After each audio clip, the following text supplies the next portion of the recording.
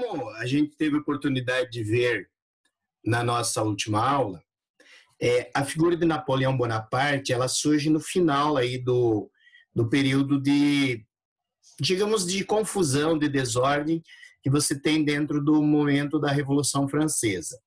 Quando termina o governo jacobino, nós temos uma disputa muito intensa entre os membros da burguesia, chamados naquele período de girondinos, e os remanescentes dos jacobinos.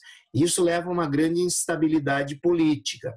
Essa instabilidade levou à instalação, primeiro, através do golpe que tira o Robespierre do poder. Nós temos lá a chegada ao poder do chamado diretório, mas esse diretório ele vai enfrentar uma série de instabilidades e dificuldades mesmo, que levam ele a ser gradativamente socorrido pelo exército. É nesse socorrer pelo exército que começa a despontar cada vez mais a figura do líder militar Napoleão Bonaparte. E é interessante a gente perceber que o Napoleão, ele é uma cria, digamos assim. Ele é o resultado da mudança que ocorreu na sociedade francesa com a Revolução. Se nós lembrarmos o antes da Revolução, os grandes líderes militares, os comandos políticos, militares, econômicos estavam nas mãos de membros da nobreza. Napoleão não é um nobre. Ele é alguém que vai construir a sua carreira política no decorrer da Revolução. E quando a Revolução precisa dos militares, mesmo que seja de uma forma conservadora, aí durante o governo do Diretório, o Napoleão começa a aparecer cada vez mais como essa liderança política, como essa liderança militar. E aos poucos, a própria elite dirigente percebe que ela não consegue mais ter o controle político sem o apoio militar. É isso que leva à substituição do diretório pelo consulado. E é no consulado que a figura do Napoleão começa a se destacar. De um lado, como um militar, que é o que traz, digamos, todo esse crédito a ele, para que ele vá, aos poucos, sendo visto como uma figura necessária no governo. E a partir do momento do chamado consulado, Napoleão começa a despontar também como um estadista, como um governante. Essas duas facetas do Napoleão, elas vão aparecer ao longo aí de um período que se estende de 1799 até praticamente 1815. Então são 16 anos em que ele vai reinar soberano sobre a França, e a partir da França ele vai expandir os domínios franceses para vários territórios. E aí nós temos uma outra contradição da figura do Napoleão. Se para os franceses ele pode ser considerado esse general, esse estadista, esse indivíduo que consolidou e, em muitos aspectos, expandiu os ideais da Revolução Francesa, para outros, principalmente para o restante da Europa, ele é um carniceiro, ele é um assassino, ele é um sujeito que vai desrespeitar totalmente as fronteiras, desrespeitar a autonomia dos povos, e sob a justificativa de levar a expansão da revolução, dos ideais revolucionários, ele vai atacar, ele vai invadir praticamente toda a Europa durante esses 16 anos. Então, são essas duas visões de Napoleão que nós podemos ter ao longo do estudo da sua figura. Mas vamos falar um pouquinho sobre essa primeira fase da chegada de Napoleão ao poder. Ele não chega sozinho. O consulado ele é formado por 3 figuras, mas Napoleão já começa essa sua carreira, digamos assim, no consulado de forma predominante. Ele é o primeiro cônsul. Ele está acima dos outros 2 indivíduos que fazem parte do consulado. E por que o consulado foi instalado? Como disse anteriormente, porque o diretório ele se mostra um governo frágil, um governo que vai precisar recorrer frequentemente ao apoio do exército, seja para tentar deter ameaças de invasão estrangeira, seja para tentar controlar rebeliões internas. Nós temos, durante o período do diretório, como uma das principais revoltas, é uma tentativa dos sans-culottes, dos jacobinos, de retornar ao poder, a chamada conspiração dos iguais, e nesses movimentos o exército sempre vai desempenhar um papel de controlador, um papel de mantenedor da ordem. E é exatamente assim que ele chega ao consulado. Então, no primeiro momento, o que o consulado representa? É uma união entre burguesia e exército, principalmente a alta burguesia, que fica temerosa de perder novamente o controle, de sofrer ações como haviam ocorrido durante a chamada República Jacobina, durante o período do terror. Ao mesmo tempo, é um período em que há um temor do retorno dos nobres imigrados, principalmente com o apoio de nações vizinhas, como Inglaterra, como a Áustria, como a própria Prússia, que veem a França como uma ameaça à manutenção dos seus sistemas absolutistas. Então, por isso, o temor de que essas invasões estrangeiras possam também fazer a França retornar àquela situação anterior. Por outro lado, a Revolução ela praticamente representou 10 anos de conflitos ininterruptos. Se nós pegarmos lá do 1789 a 1799, quando Napoleão chega ao poder, a situação interna da França ela foi muito conturbada. Você teve os conflitos entre a nobreza e a burguesia, depois você teve a perseguição ao clero, com a submissão do clero ao Estado, depois você teve todo o período dos jacobinos com o terror, com a guilhotina funcionando a todo vapor. Então, isso gera na própria população uma instabilidade, um temor que ninguém sabia o que podia falar, o que poderia ocorrer no dia seguinte, acompanhado do fato de que a França continuava com problemas econômicos, com problemas sociais. Então, essa é uma das expectativas da população francesa, que finalmente a paz se instale dentro do país. E é exatamente isso que o Napoleão representa.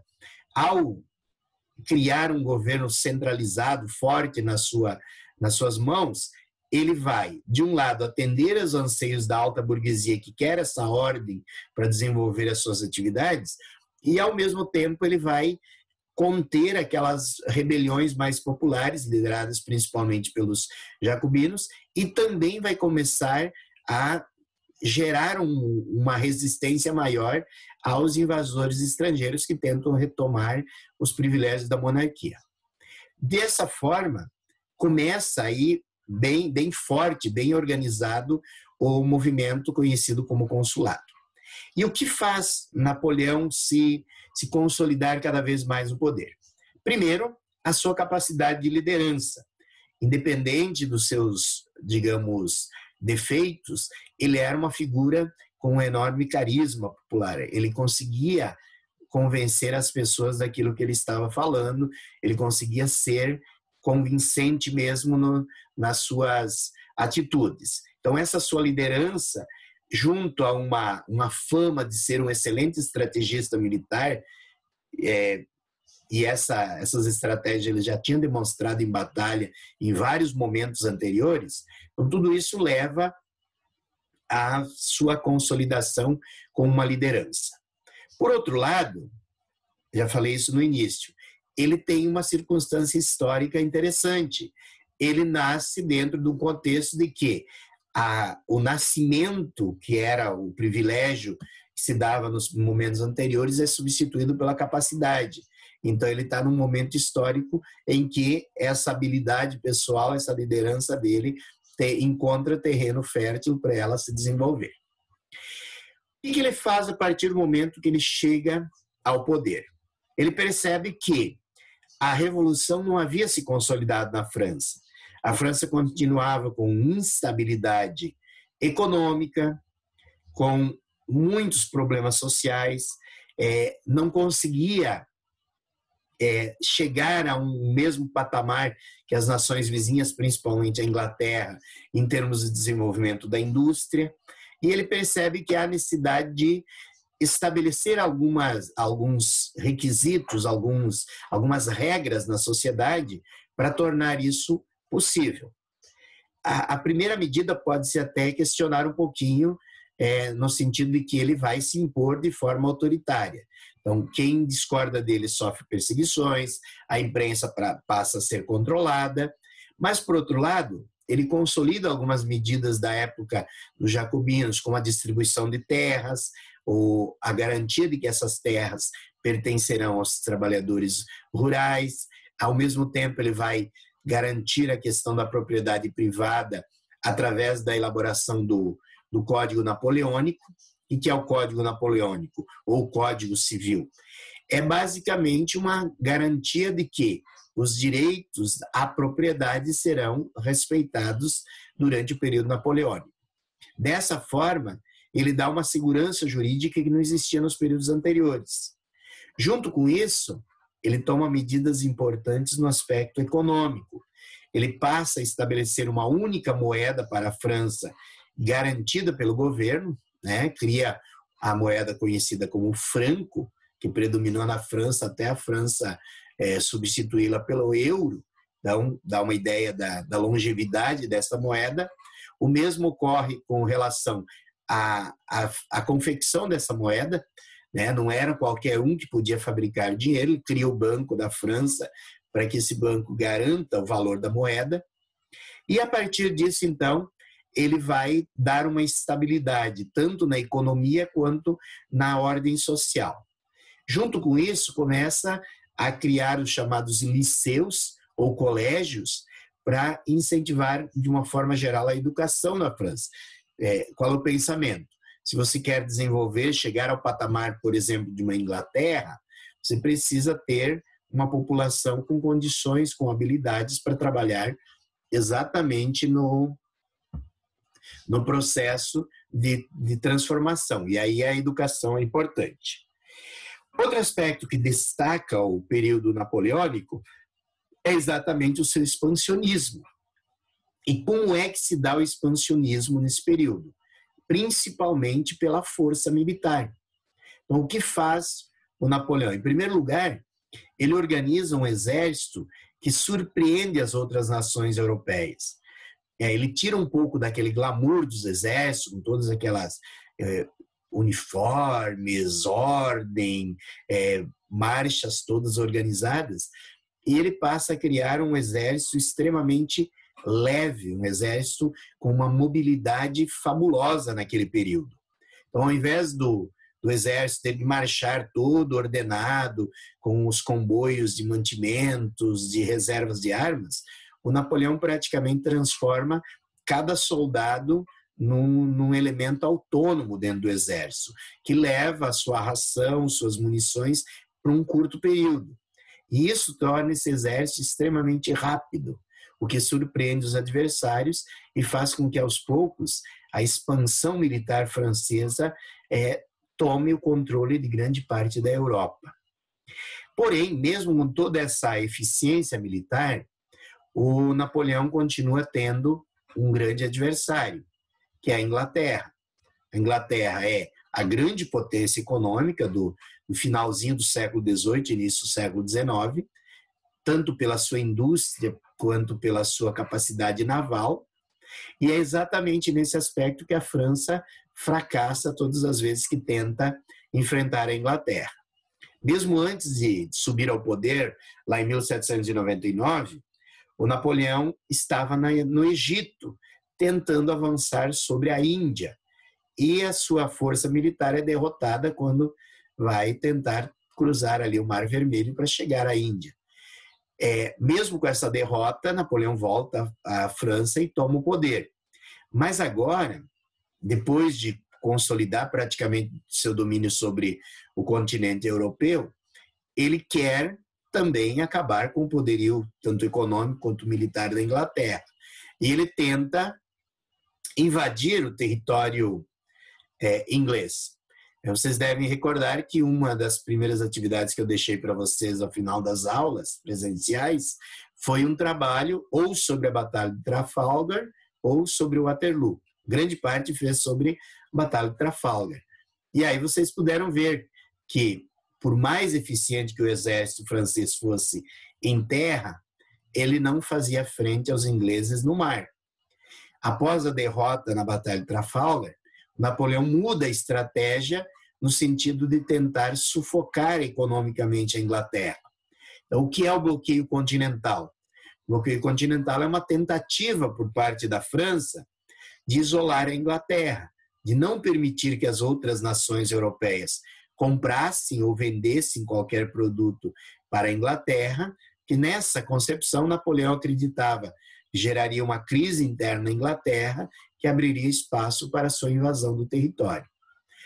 Não deu certo, né? A Inglaterra, pela própria superioridade naval, conseguiu abrir caminho para outras regiões, para outros mercados, principalmente mercados do continente americano, e com isso o bloqueio continental ele acaba se voltando contra a própria França, porque ela perde alguns aliados que, de uma forma geral, anteriormente apoiavam suas medidas, mas conforme essas nações europeias ficam sem o abastecimento, porque a ideia era a indústria francesa abastecer, ocupar esses mercados ingleses, mas a indústria francesa ainda não tinha esse poderio de conseguir abastecer todo o mercado europeu.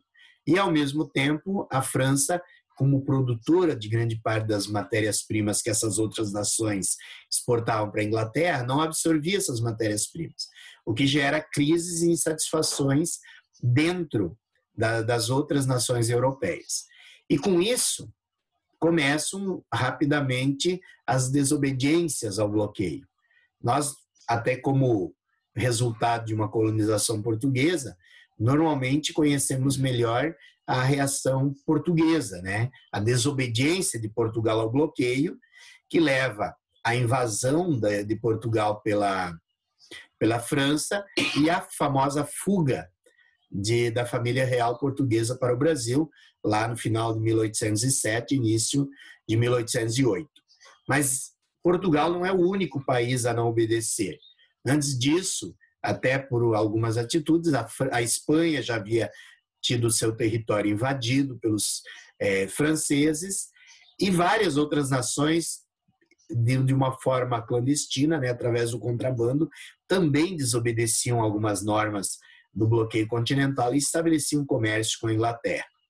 Então, de uma forma geral, o objetivo inicial do bloqueio continental, que era debilitar a economia inglesa, não deu muito certo. Pelo contrário, né, levou a França a ter que mobilizar tropas para ocupar a Espanha, posteriormente para ocupar Portugal. Mas o grande problema do bloqueio continental foi a própria reação espanhola. Lá na Europa, os espanhóis não aceitam o domínio francês, iniciam uma guerra civil dentro do território espanhol. Essa guerra civil ela vai refletir aqui nas colônias espanholas da América, onde começam, num primeiro momento, e a gente já estudou isso este ano, no primeiro momento começa a formação das juntas governativas, depois a luta pela independência, e quem acaba ganhando com isso é a Inglaterra, que se aproxima dessas colônias.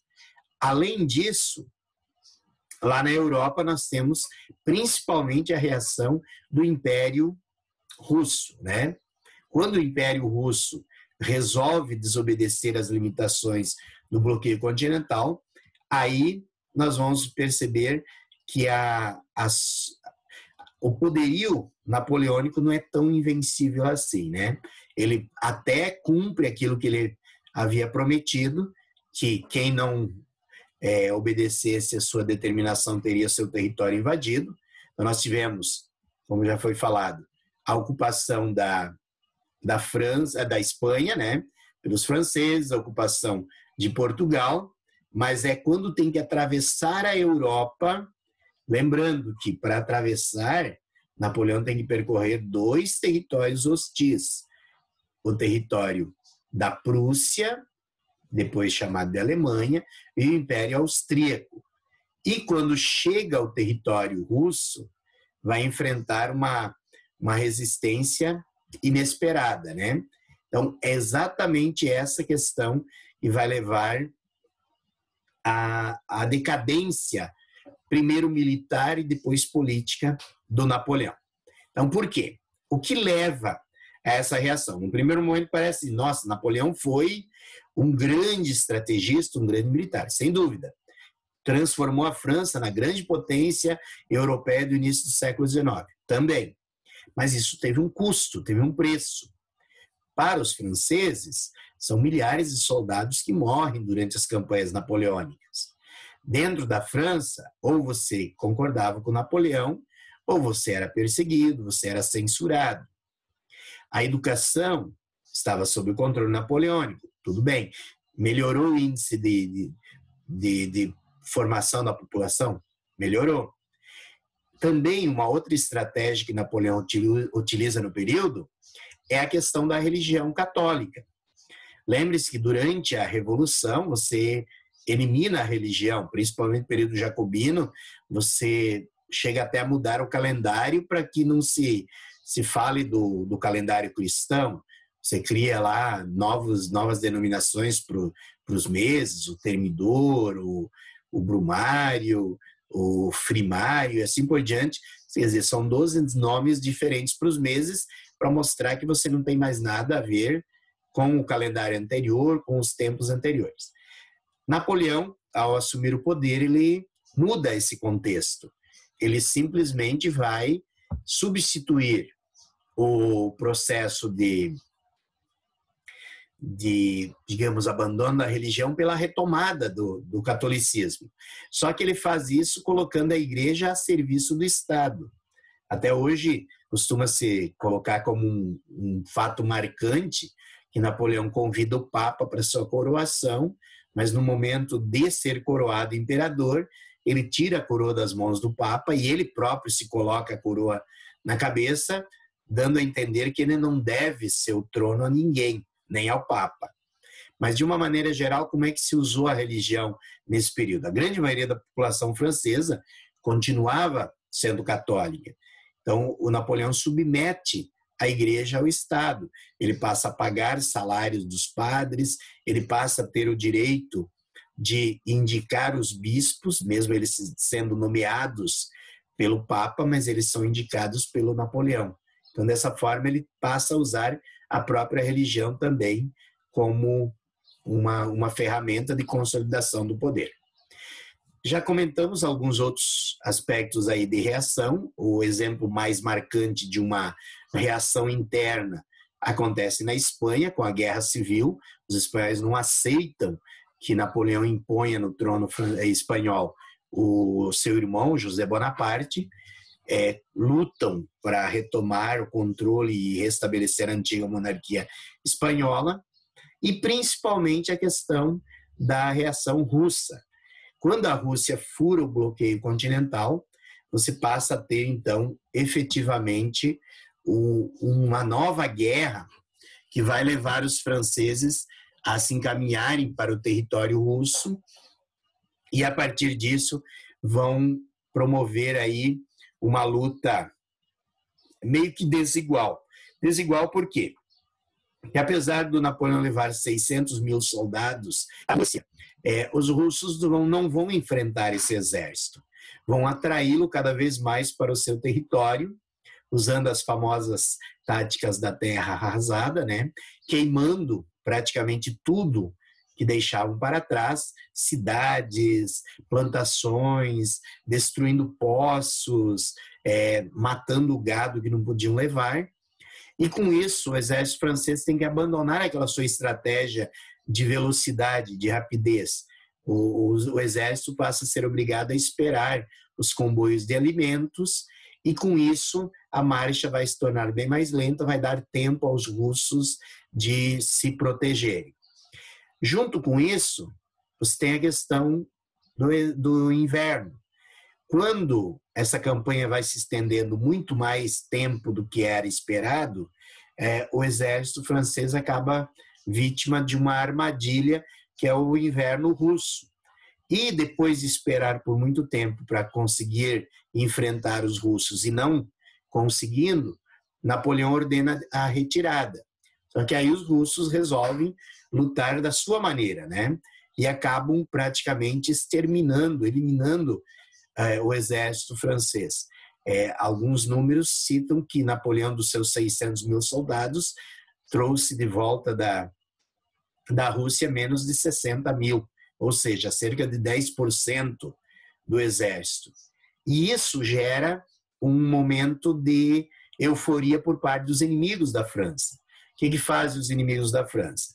Formam uma coalizão antifrancesa, Prússia, Áustria, Rússia, Inglaterra se unem e vão enfrentar os franceses.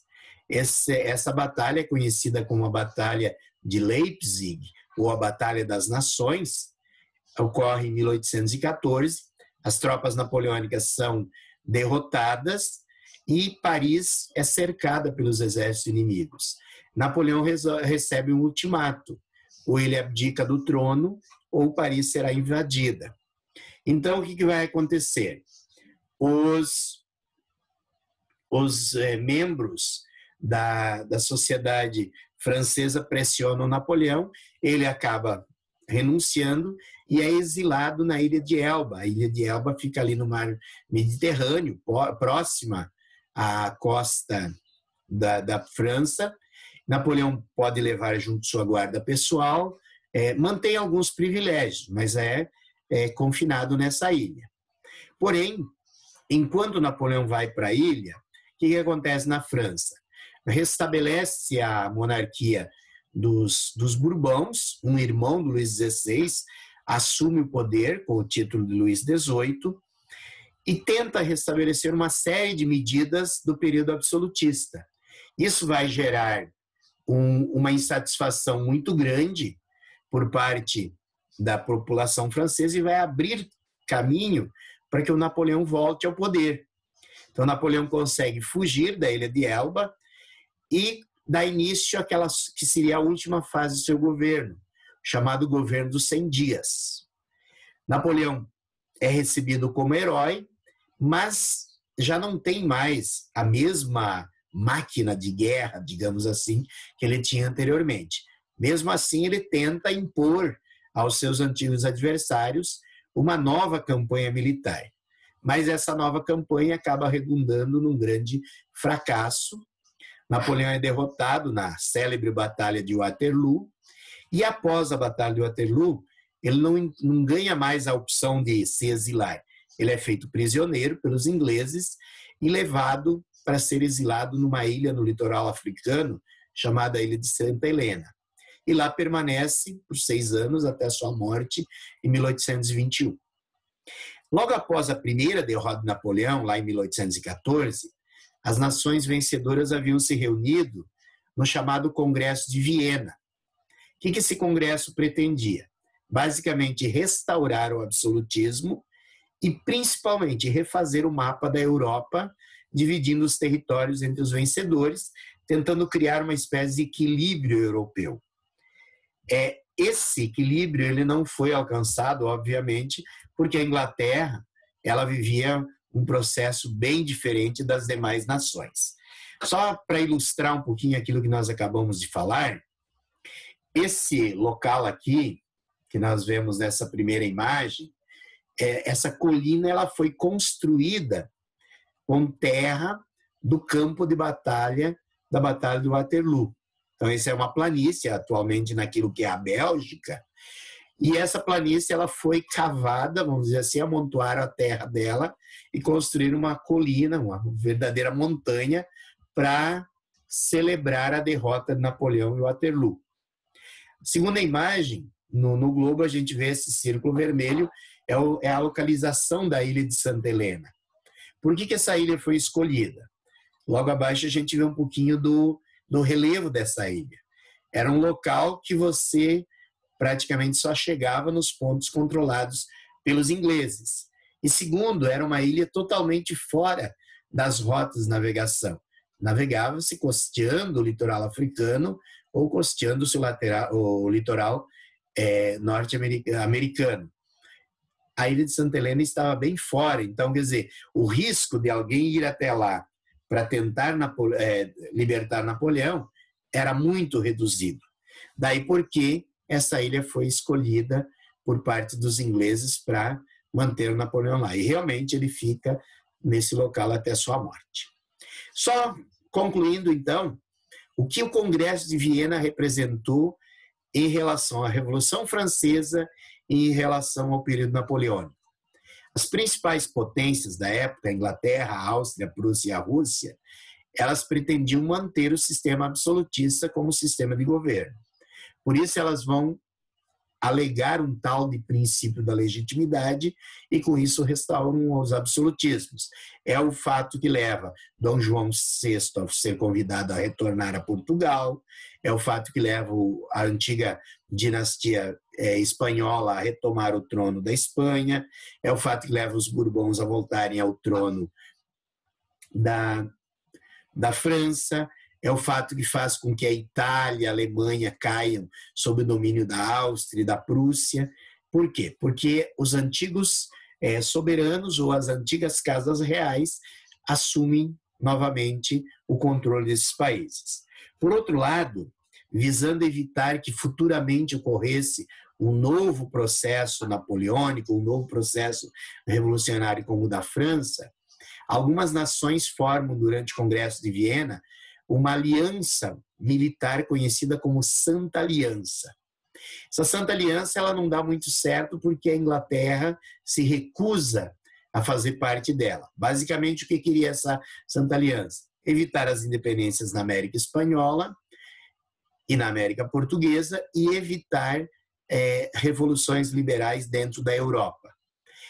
Apesar da mobilização de forças em alguns movimentos que nós veremos na sequência, a questão da emancipação da Itália, da própria Alemanha, da Bélgica, da Holanda, de uma maneira geral, a Santa Aliança não foi muito eficiente, porque a Inglaterra, dentro da Europa, se opõe a ela, e aqui na América nós teremos a formulação da famosa doutrina Monroe por parte dos Estados Unidos. Então, de uma maneira geral, a Santa Aliança não será tão eficiente. O que nós podemos ver neste último mapa é o final do período napoleônico, com a tentativa de refazer exatamente o que antes era o mapa da Europa. Então, todos aqueles territórios que tinham sido controlados, dominados pela França, eles voltam ou a ter a sua autonomia ou voltam a ser controlados pelas potências da época, como era o caso dos territórios aí da parte do leste europeu, que estavam ou sob o controle do Reino da Prússia ou da Áustria, ou mesmo do Império Russo. De uma maneira geral, essa seria a Era Napoleônica, e a partir disso nós temos, então, um processo de organização da sociedade. Podemos ver que ela foi realmente uma era marcante na sociedade europeia e que gerou muitos frutos que nós veremos na sequência, com as ideias de como o mundo sofreu influências, seja por parte da França, seja por parte dos outros países que, de alguma forma, estiveram relacionados com a França. Nós terminando por aqui, as próximas atividades eu comunico vocês pelo grupo.